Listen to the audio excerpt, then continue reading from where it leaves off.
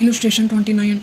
In a factory, guaranteed wages at the rate of rupees 1.80 is the rate per hour rate or paid in a 48 hours week. 48 hours is the actual hour. By time and motion study, it is estimated that it manufacture one unit of a particular product 20 minutes. இந்த 20 minutes அப்படின்றதுல வந்து ஒரு ப்ராடக்டை வந்து manufacture பண்ணுறதுக்கு one unit manufacture பண்ணுறதுக்கு வந்து 20 minutes ஆகுது. The time allowed is increased by 25% during the week. Produced 180 unit of the product. Calculate his wages under the following methods.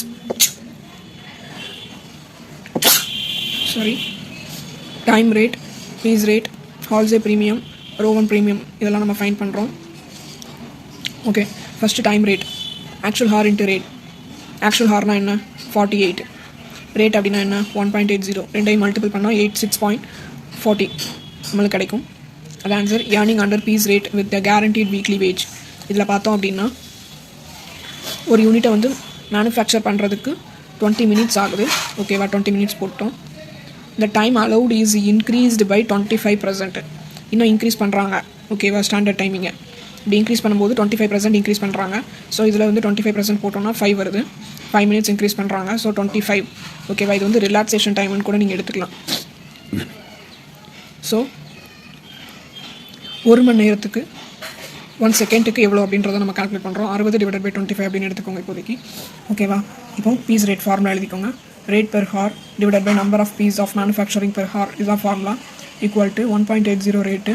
இப்போ நம்ம ஃபைன் பண்ணது 60 divided by 25 equal to 0.75 per piece. Earning under piece rate வந்து 180 unit into 0.75 போட்டோம்னா நம்மளுக்கு answer கிடச்சிரும். ஓகேவா? 180 அப்படின்றது actual, 0.75 அப்படின்றது இப்போ கண்டுபிடிச்ச piece rate. Actual into piece rate போட்டோம்னா நம்மளுக்கு 135 கிடச்சிருது. Earning under wholesale premium plan. அதுக்கு பார்த்தோம்னா ஃபஸ்ட்டு நம்ம ஸ்டாண்டர்ட் ஹார்ஸ் வந்து ஃபைன் பண்ணணும். அதுக்கு actual hour into piece rate போட்டோம் அப்படின்னா 25. Number of piece of manufacturing per hour போட்டோம் அப்படின்னா நம்மளுக்கு கிடச்சிரும் 25. இங்கே வந்து மேலே பார்த்தோம்னா 60 divided by 25 டிவைட் பண்ணுறதுனால இப்படி போட்டிருக்கோம். இங்கே வந்து மல்டிபிள் பண்ணுறதுனால நம்ம இப்படி போட்டோம். டிவைட் பண்ணணும்னாலும் நீங்கள் 60 divided by 25 போட்டுக்கலாம். இப்போ 75 ஹவர்ஸ் நம்மளுக்கு கிடைக்குது. Equal to standard minus actual போட்டோம் அப்படின்னா நம்மளுக்கு 27 ஹவர் கிடச்சிரும். அப்புறம் அந்த ஃபார்முலாவில் அப்ளை பண்ணிங்க அப்படின்னா நம்மளுக்கு ஆன்சர் 110.7 கிடச்சிரும். Earning under row 1 premium plan. அதுக்கு இந்த ஃபார்முலாவை அப்ளை பண்ணிங்க அப்படின்னா நம்மளுக்கு 117.5 வந்து நம்மளுக்கு கிடச்சிரும். ஓகே, அடுத்து illustration 13. Calculate the earning of worker X and Y under straight piece rate systems of Taylor differential piece rate system. இது கொடுத்துருக்குறாங்க. நம்மளுக்கு எல்லா டீட்டெயிலுமே கிளியராக வந்துருச்சு. பிலோ ஸ்டாண்டர்ட், அபோவ் ஸ்டாண்டர்ட் இது ஃபார்மெட்டு, குழப்பிக்காதீங்க. Standard time of manufacturing 1 unit. இப்போ நம்ம டெய்லர் தான் கண்டுபிடிக்கிறோம். டெய்லர் மெத்தடு 1 யூனிட்டுக்கு வந்து நம்மளுக்கு 20 செகண்ட் ஆகுது. ஸோ 1 மினிட்டுக்கு எவ்வளோ அப்படின்னா 60 divided by 20 போடுவோமா 3 யூனிட் நம்மளுக்கு கிடைக்கும். ஓகேவா? அப்படின்னா 1 ஹாருக்கு எவ்வளோ அப்படின்னா 60 × 3 போட்டோம் அப்படின்னா 180 யூனிட். 1 மினிட்டுக்கு 3. 1 யூனிட் வந்து நம்ம ப்ரொடியூஸ் பண்ணுறதுக்கு 20 செகண்ட்ஸ் ஆகுது. 1 ஹாருக்கு 180 இது ஆகுது. 180 யூனிட் நம்ம ப்ரொடியூஸ் பண்ணுறோம். ரேட்டு வந்து 1.80 நம்மளுக்கு கொடுத்துட்டாங்க. ஓகேவா? இப்போது பீஸ் ரேட் வந்து நம்ம இப்போ ஃபைன் பண்ணுறோம். ரேட் வந்து 1.80 divided by piece rate per ஹாருக்கு வந்து 180 கொடுத்துருக்குறாங்க. அது அப்படியே போட்டிருக்கோம். நம்மளுக்கு ஆன்சர் கிடச்சிருச்சு. ஓகே, 180 தான் இருக்கா? இதுதான். இப்போ நம்மளுக்கு 8 மணி நேரம் கொஸ்டினில் கொடுத்துருக்குறாங்க. X produced 1300 unit per day of 8 hours and Y 1500 unit per day of 8 hours. So நம்ம 8 போடுறோம். 8 hours ஆகுது.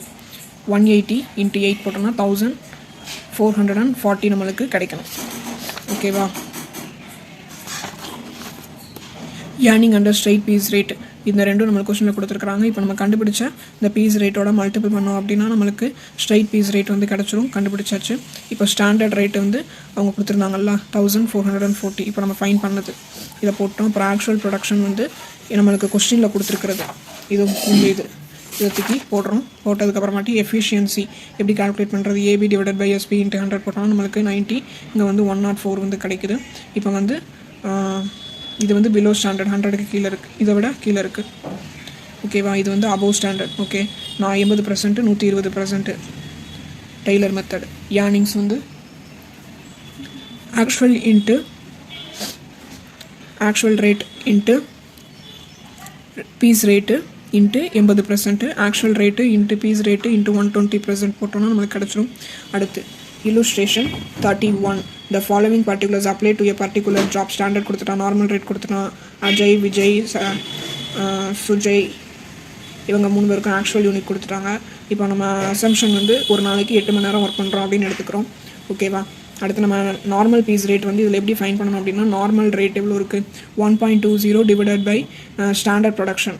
Normal rate per hour divided by standard production per hour போட்டோம்னா நம்மளுக்கு 0.20 நம்மளுக்கு கிடைக்கிறது தான் நார்மல் பீஸ் ரேட்டு. ஓகேவா? போட்டோம்னா நம்மளுக்கு இது நார்மல் பீஸ் ரேட் கிடச்சிடும். அப்புறம் ஸ்டாண்டர்ட் ப்ரொடக்ஷன் நம்மளுக்கு கொஸ்டின்லேயே கொடுத்துருக்குறாங்க 48. ஓகேவா? எப்படி கண்டுபிடிக்கணும்? ஸ்டாண்டர்ட் வந்து 6 இருக்குது, ஹார்ஸ் வந்து 8 இருக்குது. 6 × 8 போட்டோம் அப்படின்னா 48 நம்மளுக்கு கிடைக்கும். அப்படியே போட்டாச்சு. ஆக்சுவல் ப்ரொடக்ஷன் வந்து இதோ 3 பேருக்கும் கொடுத்துருக்காங்க. இந்த 3 அப்படியே தூக்கி இங்கே அப்ளை பண்ணிடுறோம். அடுத்து efficiency AH divided by SH × 100 போட்டோம்னா அப்படியே அப்ளை பண்ணுங்கள். ஆன்சர் வந்துடும் தான் இருக்குது.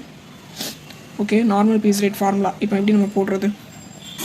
மெரிக் டிஃப்ரென்ஷியல் பீஸ் ரேட். ஓகேவா? இதுக்கு வந்து என்னெல்லாம் வரும்? கேரண்டி, அடுத்து